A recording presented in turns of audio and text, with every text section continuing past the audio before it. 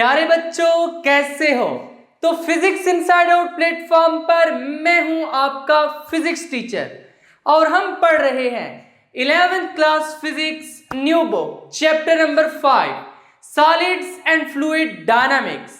और आज के लेक्चर में हम article number 5.6 strain energy in deformed materials को स्टडी करने जा रहे हैं। इससे पहले कि आज के इस लेक्चर को स्टार्ट करें, अगर अभी तक आपने फिजिक्स इनसाइड आउट को सब्सक्राइब नहीं किया तो जल्दी से सब्सक्राइब करके बेल आइकन के बटन को क्लिक कर दें, ताकि जैसे ही नेक्स्ट लेक्चर्स अपलोड हों आपको साथ के साथ नोटिफिकेशंस मिलती रहें और आप एग्जाम की बहुत ही अच्छे से तैयारी करके बहुत अच्छे मार्क्स ले सकें।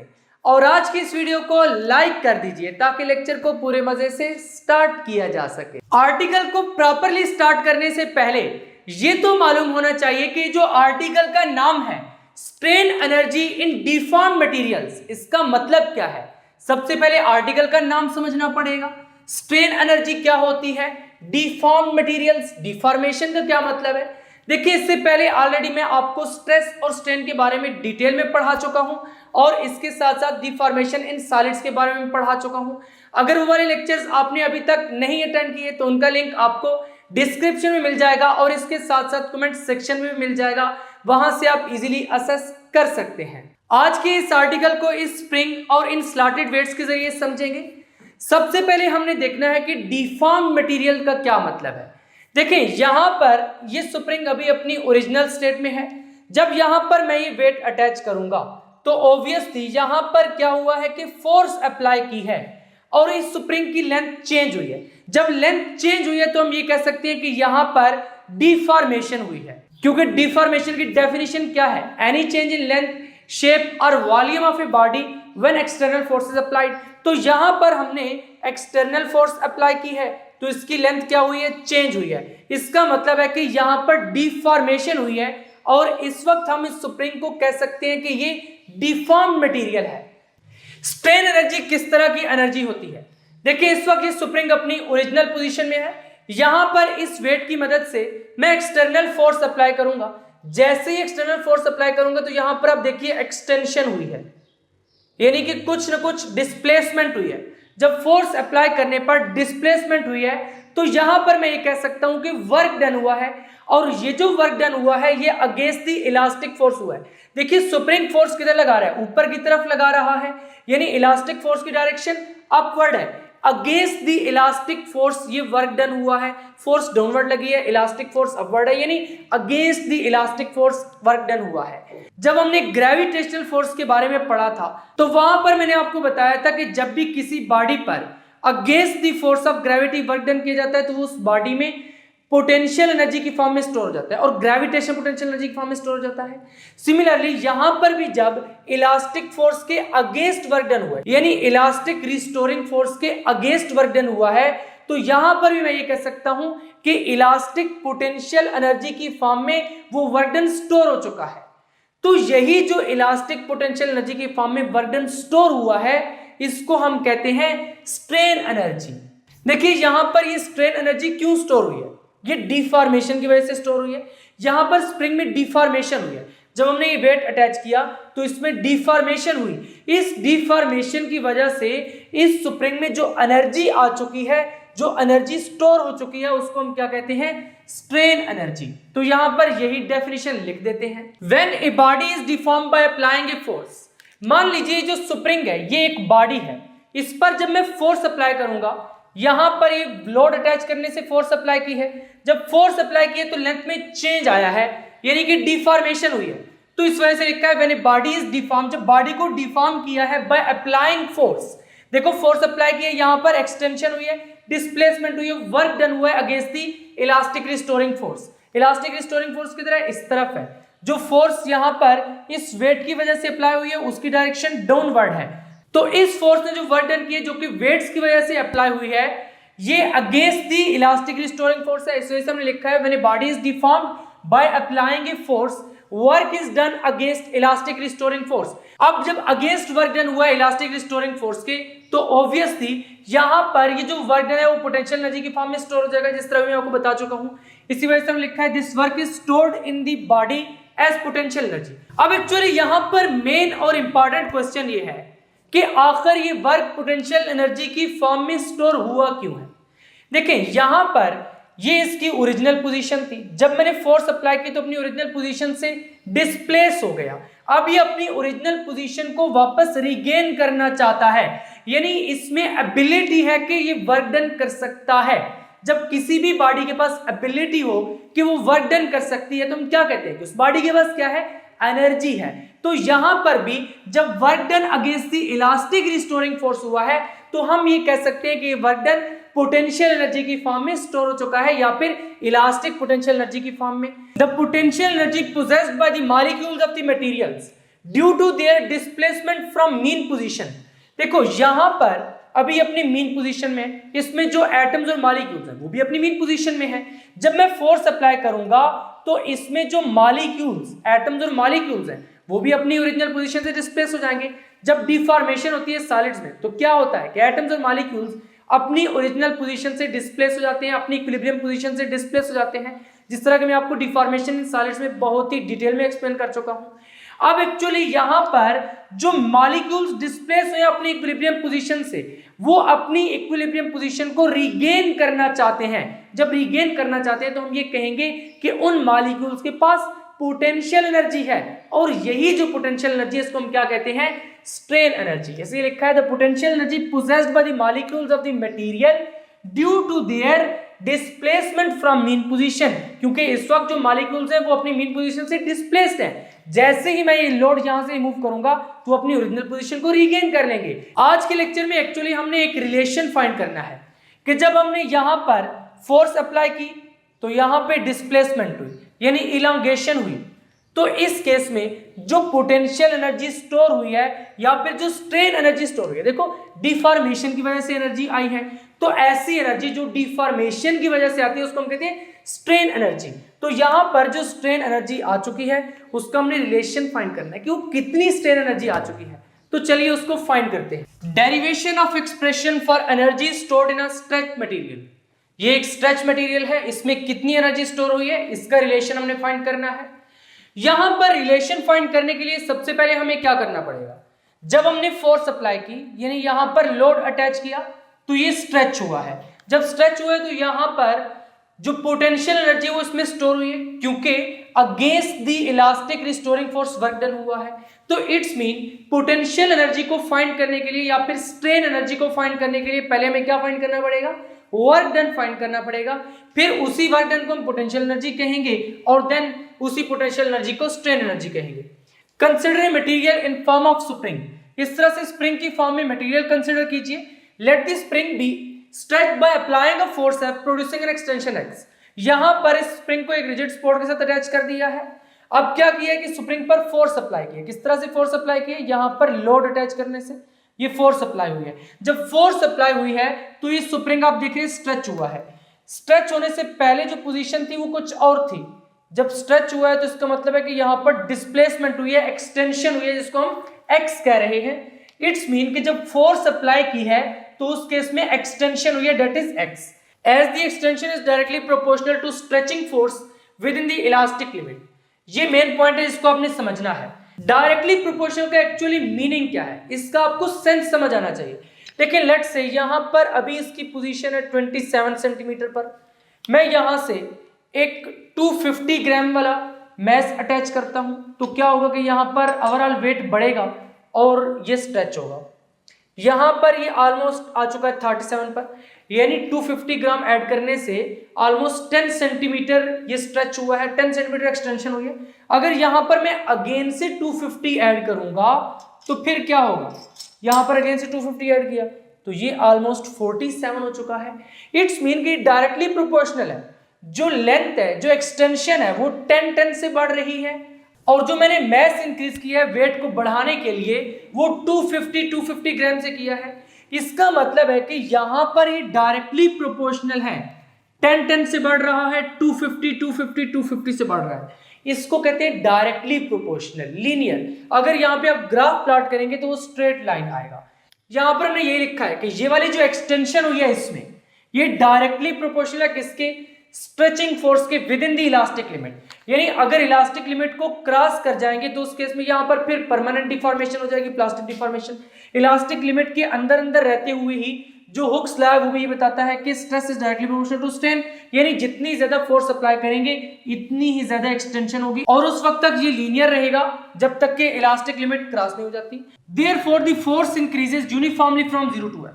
देखिए यहां पर जब हमने कोई लोड अटैच नहीं किया हुआ था तो यहां पर फोर्स कितनी थी, कोई फोर्स नहीं थी। जब हमने लोड अटैच किया तो ये फोर्स जो है वो यूनिफॉर्मली इंक्रीज हुई है 0 से F तक। यहां पर मान लीजिए कि जो फोर्स अप्लाई हो रही है डेट इज F, उस वक्त 0 थी, अब F, तो इसका मतलब है कि यूनिफॉर्मली इंक्रीज हुई है 0 से F तक। यहां से जब कोई फोर्स नहीं थी यहां पर था, अब नीचे आया, यूनिफॉर्मली नीचे आया और फिर यहां पे आकर ये रुक गया। यहां पर जो फोर्स है that is F। The average value of stretching force, देखिए पहले 0 थी बाद में F है, तो यहां पर अगर मैं इस फोर्स की एवरेज वैल्यू निकालना चाहूंगा तो किस तरह से निकालूंगा, एवरेज फोर्स इज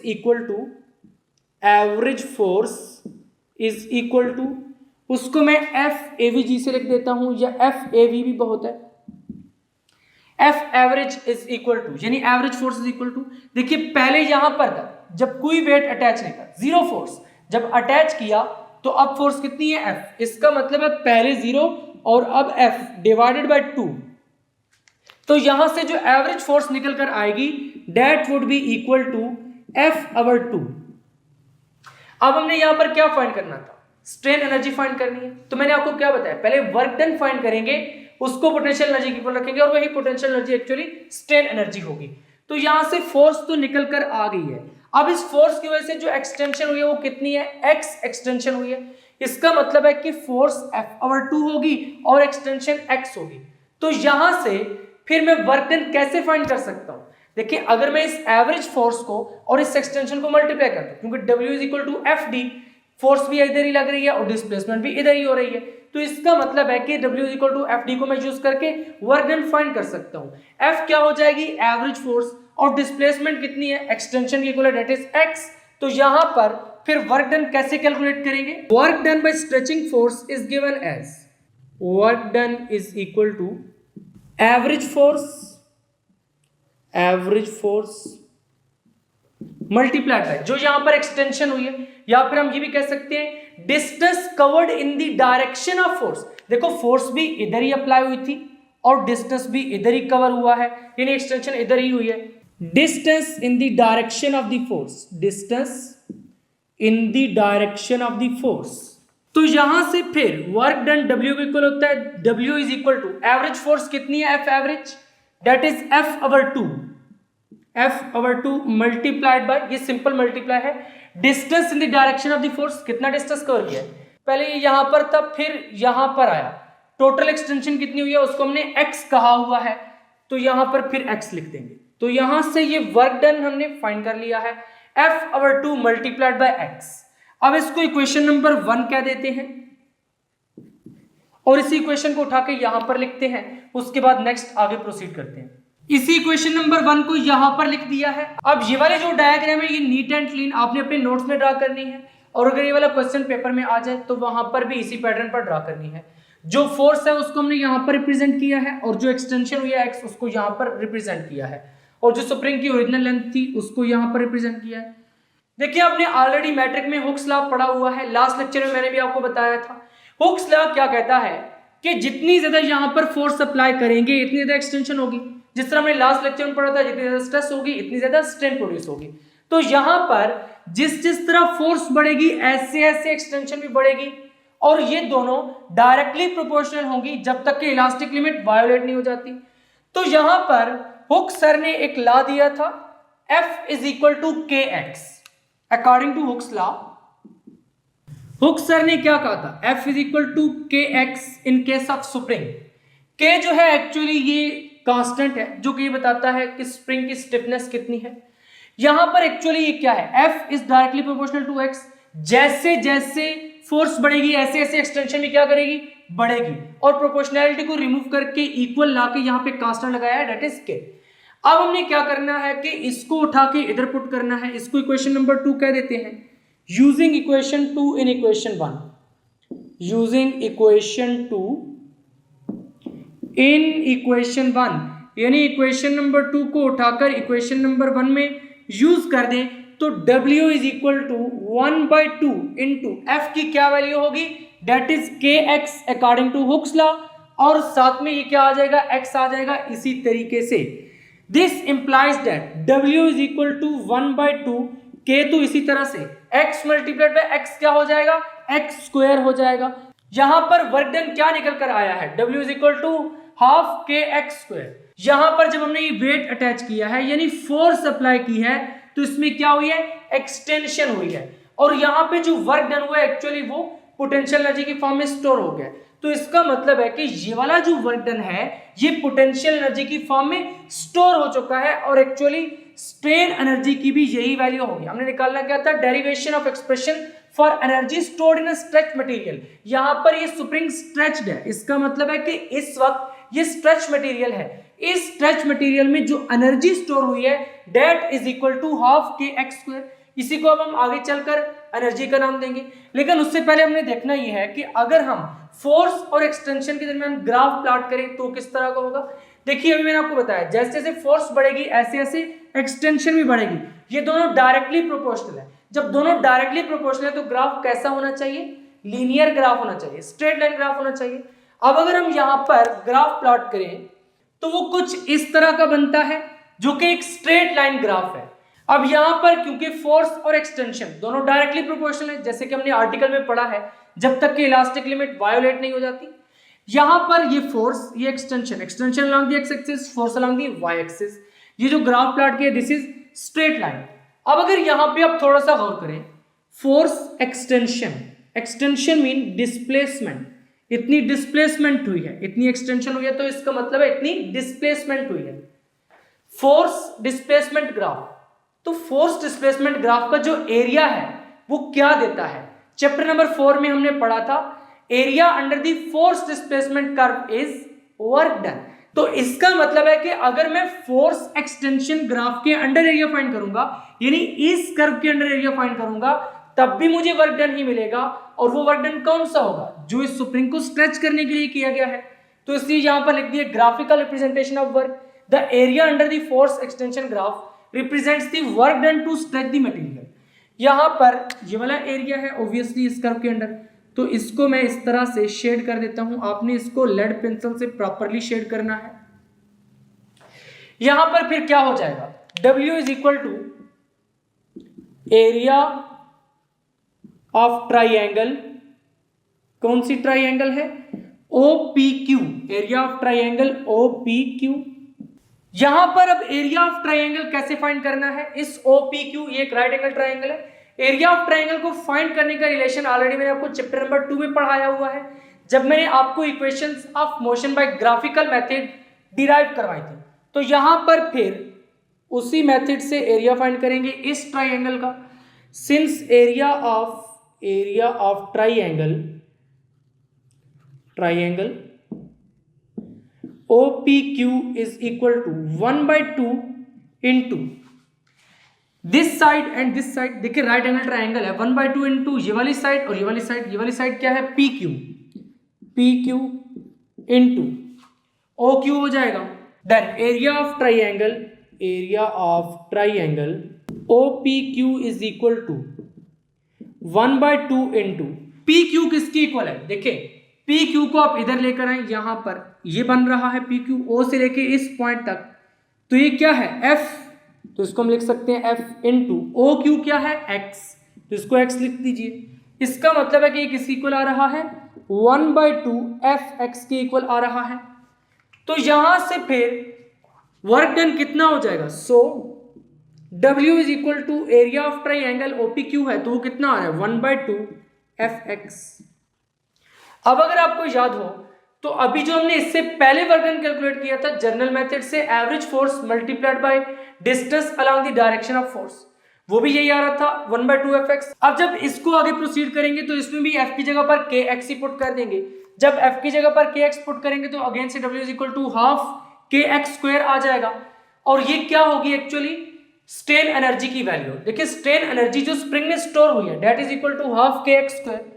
तो इसी को उठा के यहां पर लिख देते हैं, इसमें पहले KX पुट करेंगे और उसके बाद नीचे लिख देंगे कि जो स्ट्रेन एनर्जी स्प्रिंग में स्टोर हुई है डेट इज हाफ kx² और उसको u या e से डिनोट कर देंगे।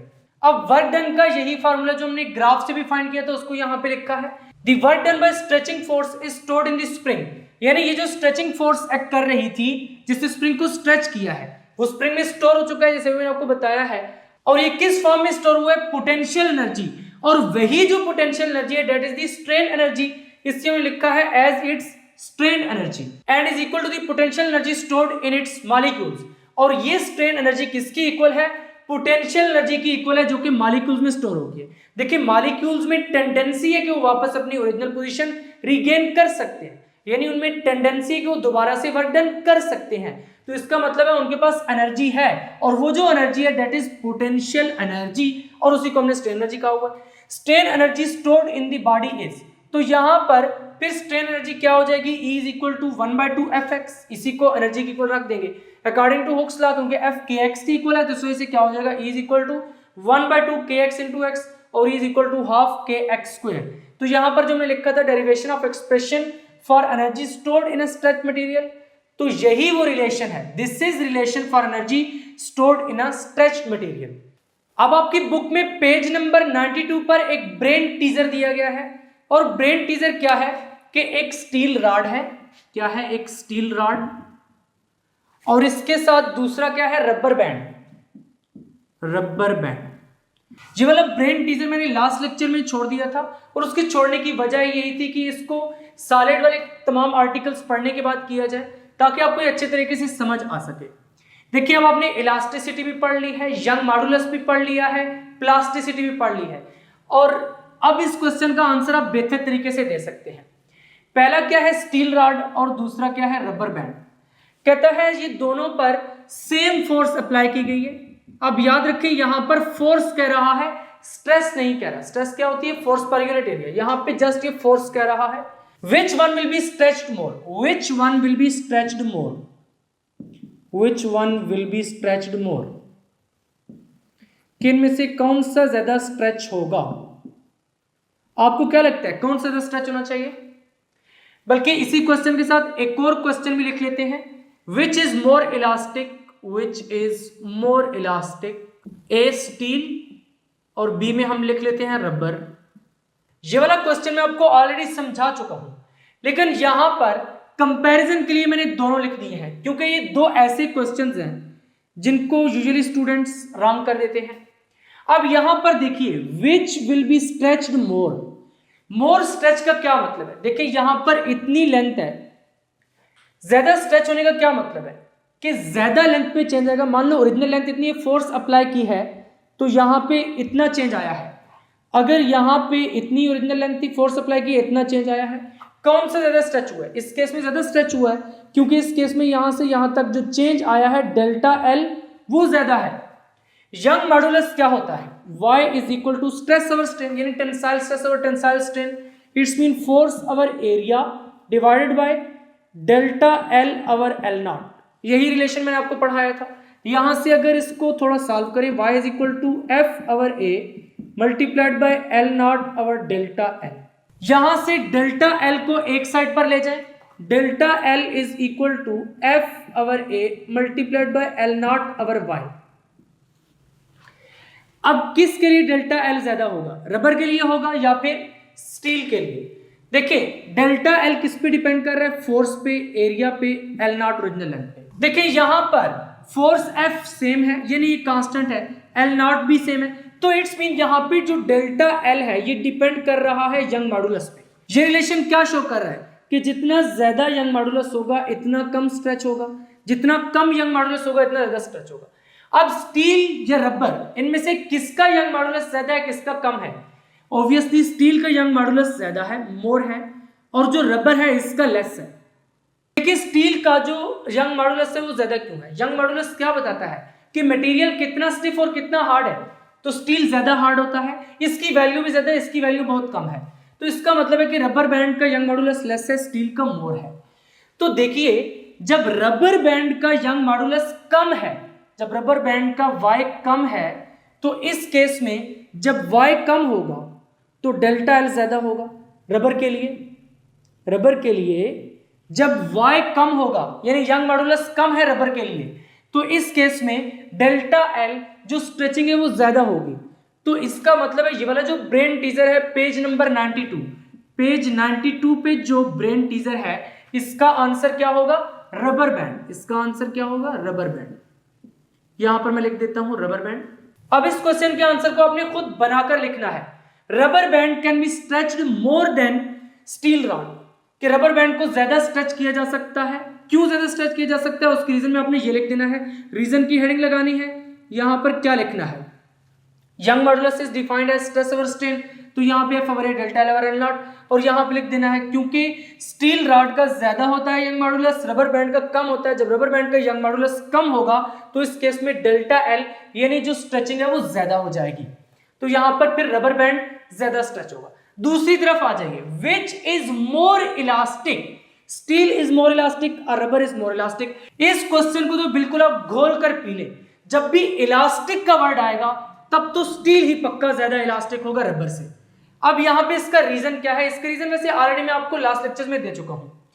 इलास्टिसिटी की डेफिनेशन क्या है? इलास्टिसिटी की डेफिनेशन ये है कि जब आप किसी भी मटेरियल को स्ट्रेच करें, उस पर स्ट्रेस अप्लाई करें, तो जैसे आप स्ट्रेस रिमूव करेंगे वो अपनी ओरिजिनल स्टेट में वापस आ जाए। यानी यहां पर अगर इस स्प्रिंग पे मैं इस तरह से फोर्स अप्लाई करूं, फोर्स पर यूनिट एरिया, तो यहां पे क्या किया? स्ट्रेस अप्लाई किया, उसके मुकाबले में स्ट्रेन प्रोड्यूस हुई है। अब ये जो डिफॉर्मेशन प्रोड्यूस हुई है, अगर मैं ये स्ट्रेस रिमूव कर दूंगा, ये फोर्स रिमूव कर दूंगा, तो ये अपनी ओरिजिनल शेप में वापस आ गए।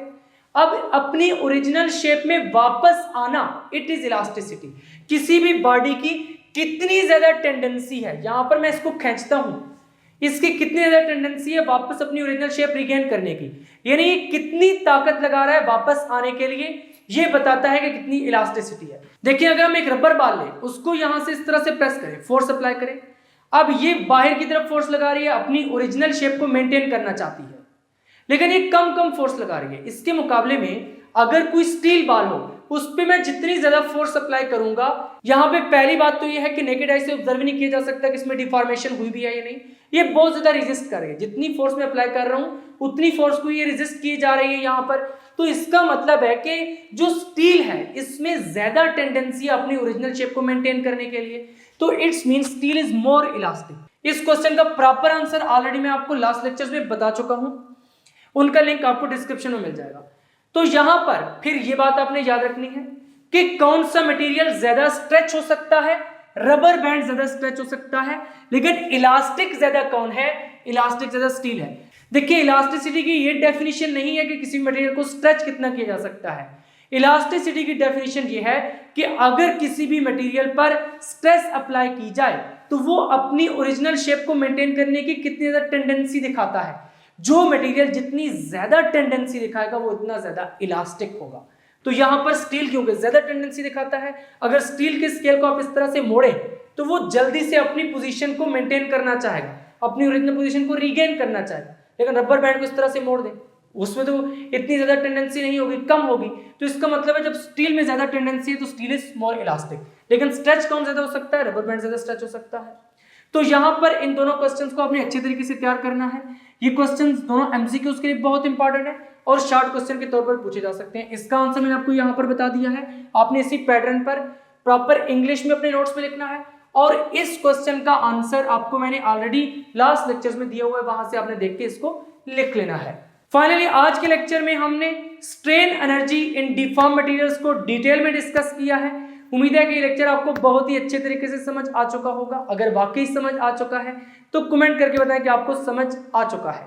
यहां पर सॉलिड वाला पोर्शन एंड होता है, क्योंकि इस चैप्टर का नाम था solids and fluid dynamics. Solids के बारे में हमने जितना पढ़ना था वो सारा पढ़ लिया है। अब हम नेक्स्ट लेक्चर से स्टार्ट करेंगे फ्लूइड डायनामिक्स, आर्टिकल नंबर 5.7 से। फ्लूइड डायनामिक्स वाला जो पोर्शन है ये वेरी इंटरेस्टिंग पोर्शन है फिजिक्स का, जिसको हम नेक्स्ट लेक्चर से स्टार्ट करेंगे। उसके टॉपिक्स काफी इंपॉर्टेंट है लॉन्ग क्वेश्चंस के लिए, तो इसलिए आपने वो लेक्चर्स मिस नहीं करने।